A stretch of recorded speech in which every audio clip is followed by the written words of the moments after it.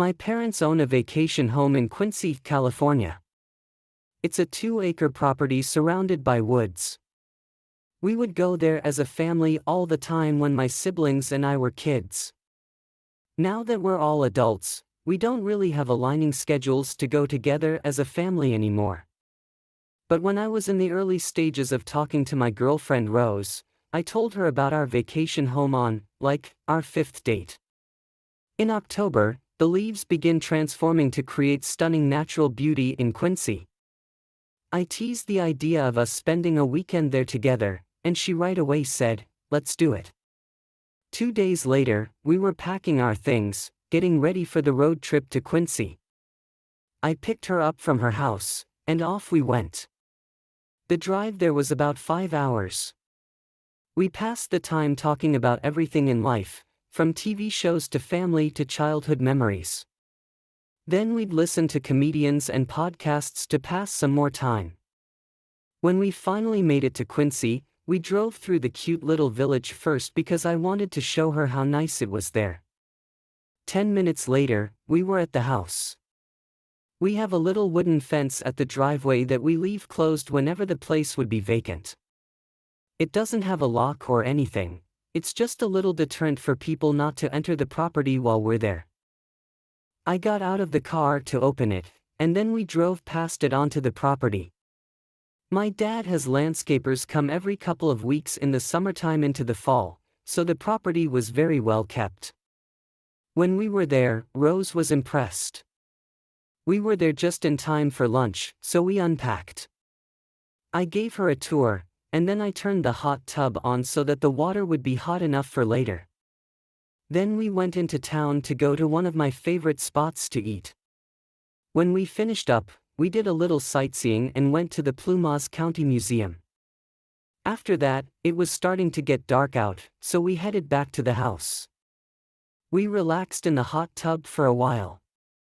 The hot tub was on the back deck under the awning. It was really cold out, but it felt nice in the hot tub until we both could hear the crushing of leaves nearby, like footsteps. We thought it was a bear, so we both jumped out of the hot tub and ran into the house. I turned off all the lights inside and outside, thinking the lights could be attracting a bear or some wild animal. I peeked out one of the windows, expecting to see a bear, but instead, I saw the silhouette of a human being walking along the side of the house. I ran to the back door to lock it and shut the blind on the back door window. I told Rose to be quiet. The footsteps circled the house until they got to the front door, then stopped. After a moment of silence, there was a knock at the door, and someone yelled, "It's the police." We were confused.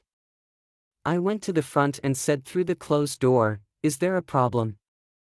The person on the other side said, "We got a breaking and entering call." I asked, "How's that possible? The nearest neighbor isn't for a quarter mile." There was a noticeable gap in his response. He said, "I just need you to open the door, sir." I responded, "Sorry, I don't feel comfortable doing that." I then thought to peep out the window and see if there's actually a cop car parked out front. I kinked the blind to the front just enough to see outside. It was twilight, dark but with enough brightness still to make out the property and see no police cars out there. I said to Rose, "I don't think that's a real cop." The man outside knocked on the door again. I said through the door, "I don't see a cop car out there, so I don't feel safe answering the door." The man didn't respond anything to this. When there was another moment of silence, we thought he already walked away. A couple of minutes passed, and we were still in the living room talking to each other. Then heavy footsteps clumped away from the door. He'd been standing there still the whole time, against our knowledge. I went over to peek out the window again, but I didn't see anyone. He must have walked off a different direction from the house. The scary thought was the house is surrounded by woods, he could come from literally any direction. We were definitely not going back outside again that night, besides me going outside real quick to turn off the bubbles in the hot tub. From there, we stayed in the bedroom, watching movies, and eventually went to sleep. I kept my dad's shotgun from the closet under the bed. The next day, we went hiking in Pluma National Forest. Then we went out to eat, and then we went to see a movie at the nearby theater. When we got back to the house, it was getting dark out. We pulled onto the property, and Rose screamed, "Oh my God." I damn near swerved the car, thinking I was about to hit something. I slammed on the brakes and said, "What?" She pointed at someone quickly walking away from the house towards the woods until they disappeared into the darkness. I tried to keep Rose calm when she started freaking out that someone's stalking us. I told her, "It's fine, we have a gun, and we're leaving tomorrow morning anyway." I was kind of scared too, though.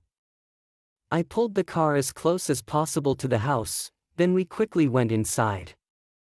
I did a quick runaround of the house, making sure every door and window was locked. We didn't go outside again that night.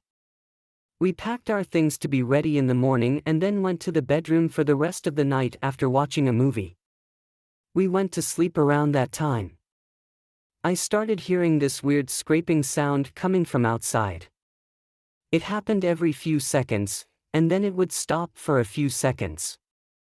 I couldn't make out what it was, but something was going on out there.